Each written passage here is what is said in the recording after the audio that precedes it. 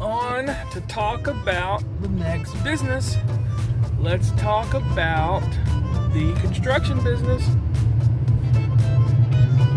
So, after our cleaning company, we kind of dabbled in construction since day one. My grandfather, he owned a construction business and a grounds maintenance business.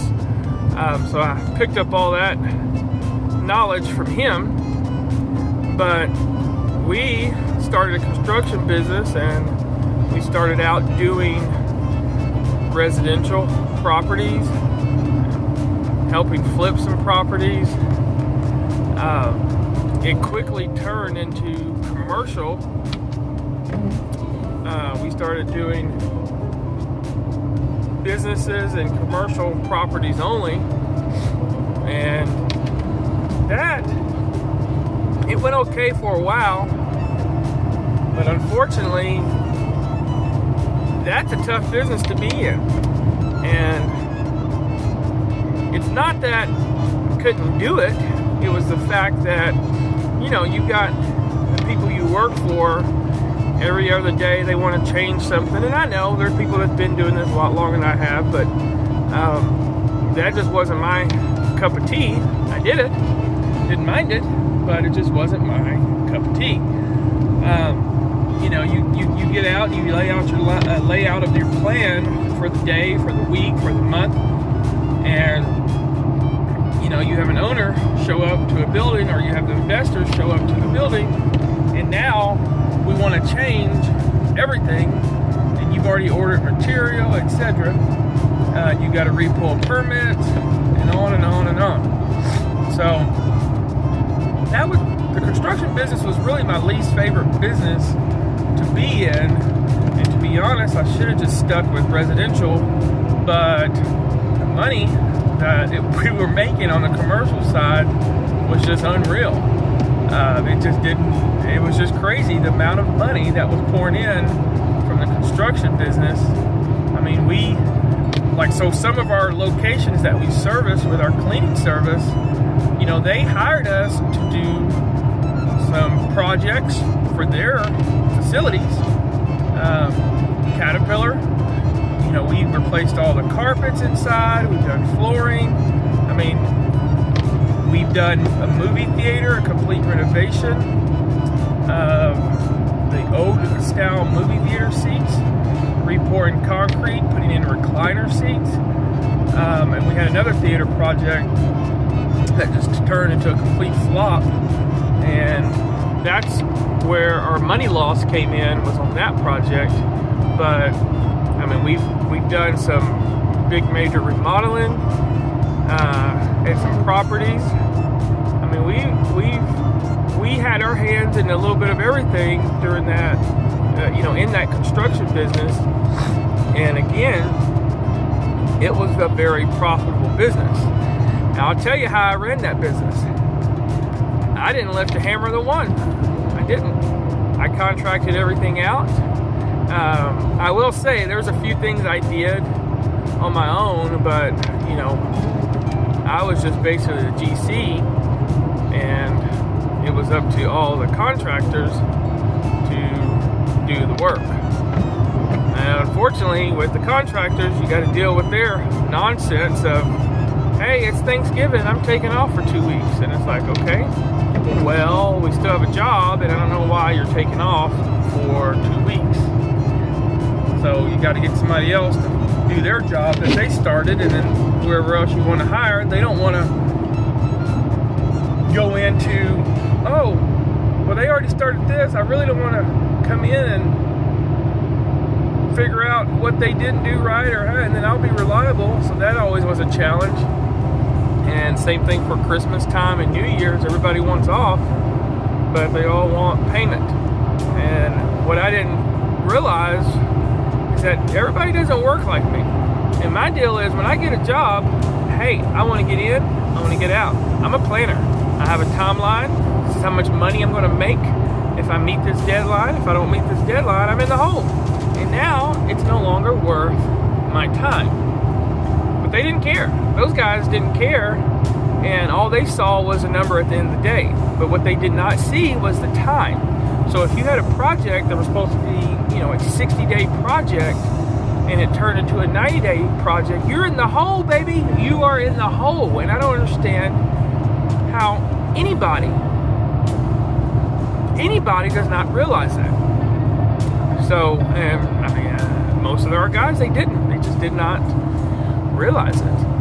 So we've done a doctor's office at a location called Cigna. We put in a whole entire doctor's office, like on the 3rd floor. I mean, we had our hands into a little bit of everything in our construction business. I really don't have too much to say about the construction business other than I wish I'd never done it. I wish I would have just kept doing small residential jobs. It didn't have a huge profit, but it was better than all the headaches that came with the commercial. But the money, the money was great, but I guess, really, it still really wasn't worth it, because at the end of the day, I've lost a ton of money just in that construction business. So, do I recommend anybody getting into construction? Well, maybe if you're just a contractor and you have a specific trade and you just let people hire you and you work things out as you wish, I guess. I don't know. But no, I don't recommend anybody to get in construction. What I would say instead is learn a trade. Learn how to do HVAC, learn how to do electrical, welding.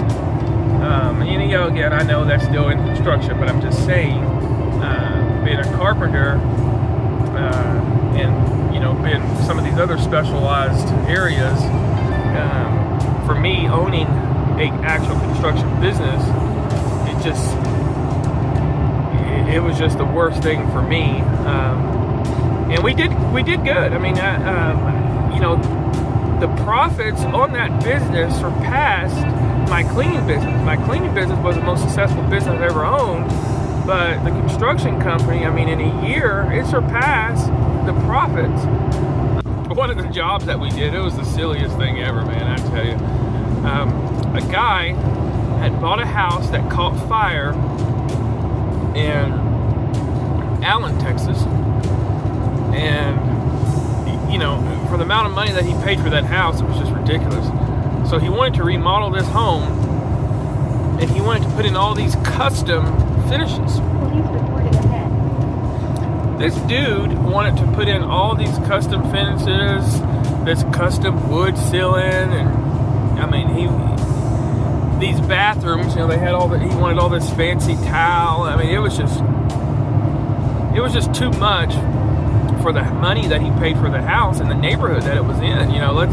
Let's just say it was a $350,000 neighborhood, and the homes, let's say the most expensive home in that area, let's say it was, it would have sold for $400,000. The guy, I don't know the exact number, I don't recall, but let's say he bought the house that was burned. The whole upstairs and the garage part was burnt into the kitchen as well. But he buys this house for $300,000, and the bill to remodel this home, it was ridiculous.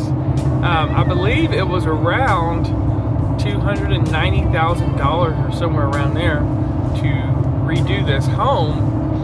And when we gave him the numbers, he still wanted to go for it. And we told him, hey, there's ways that you can save. This guy, why we're driving so slow. There was ways you could save if you don't have all these custom finishes. And we're on a highway. The dude was going 50. I understand he's got a farm trailer, but the speed limit's 70.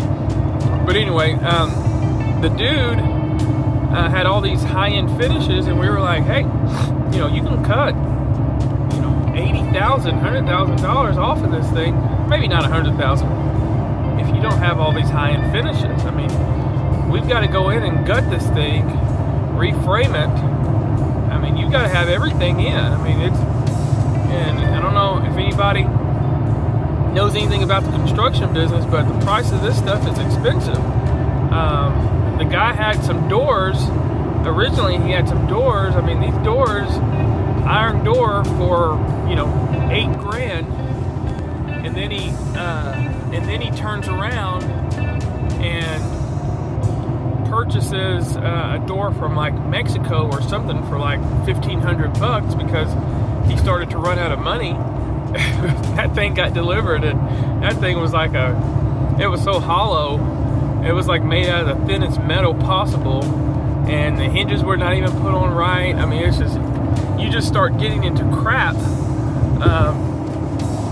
You know, he had all these ideas of how well this house is going to be put together, and then when you start losing money in certain areas, you got to start cutting costs. And then when you put in crappy doors and China doors, he bought China doors for the entire inside of the house, and it was so comical. I guess the Chinese don't have a standard for their doors or construction. I don't know. I mean, I really don't know, but the door holes, the mortise holes, everything was just so low and in the wrong spot and square instead of circle and all these other things, and they were not, the doors themselves were like crooked and bent, so you get a door installed and it just doesn't shut, or the top is sticking out, and then, you know, the doorknobs the guy bought, they don't fit, and then you got to try to figure out which ones fit, and then you got to cut the holes. I mean, it just turned into a mess, a big mess.